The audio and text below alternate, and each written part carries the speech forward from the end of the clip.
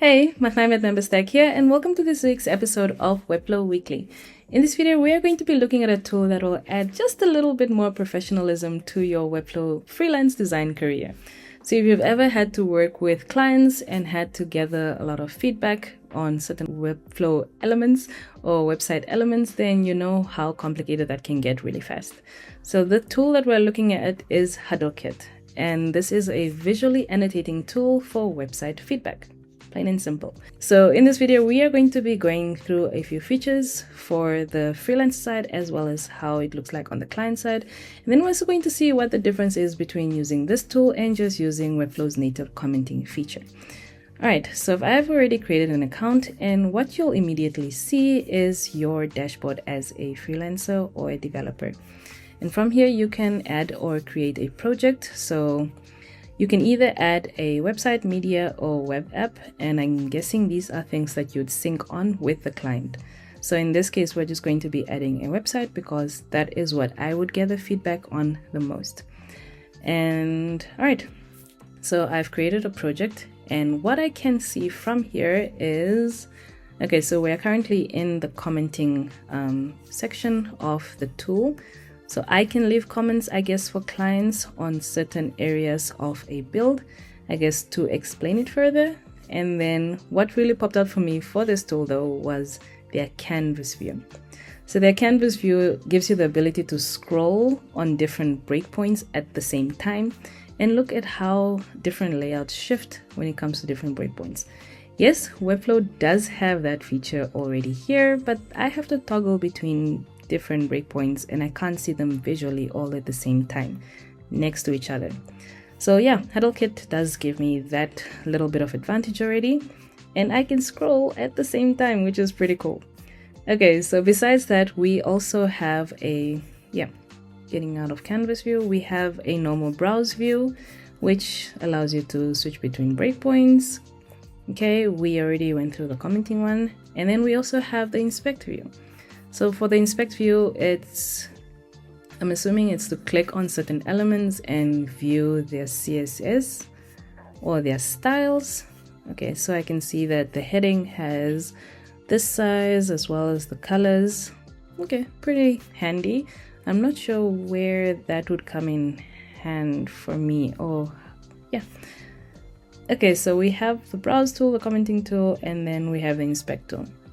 And then on the client side, you're able to share a link or generate a link for clients to leave feedback. I'm just going to open this in a new tab and see how that looks like on the client side. Okay, so immediately what clients have access to is browsing and commenting. And if I were to just leave a comment, okay, so clients will be required to add a name, obviously, because we would want to know if the team that you're working with has a lot of people that you need to gather feedback from, then yes, I guess the names would come in handy. And then email is optional. So it's going to change that.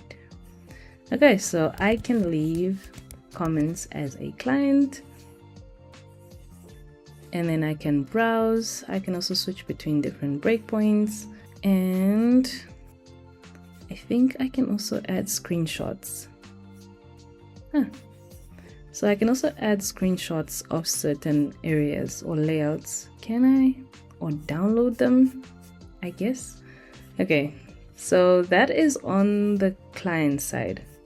And then once I've left a comment, I can view it in the tasks area.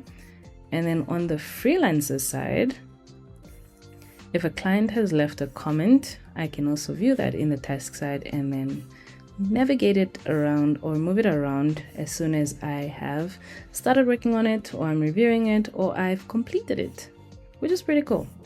Already gives you a leg up when it comes to being a Webflow freelancer and making your client's life a little bit easier. Okay, so what's the difference between using this tool and just using Webflow's native commenting feature?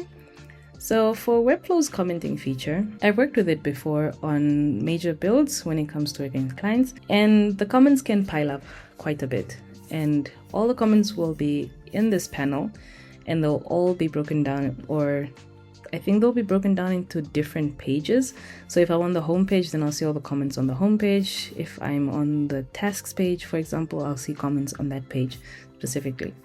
And then I can reply to those comments immediately here inside the designer, which is all right. So if you are willing to use the Webflow's commenting feature, you obviously have access to that for free. And then if you're using HuddleKit's feature, you'll have to pay for it, which is not a bad thing because their lowest plan starts at $24 per month. And in my opinion, it's a good tool to add to your toolkit, and it gives clients a little bit, or it reduces the friction between you working with clients and structures everything in a nice little neat pile. All right, so I've used both. I've used the Webflow commenting feature. I've used HuddleKit a little bit just to test it out, and honestly, in my opinion, I would come back and use HuddleKit just for the really cool features that it does have. Let me know which one you would stick to. Is it Webflow's commenting feature inside of Webflow, or would you give HuddleKit a try and see how your clients respond to that as well?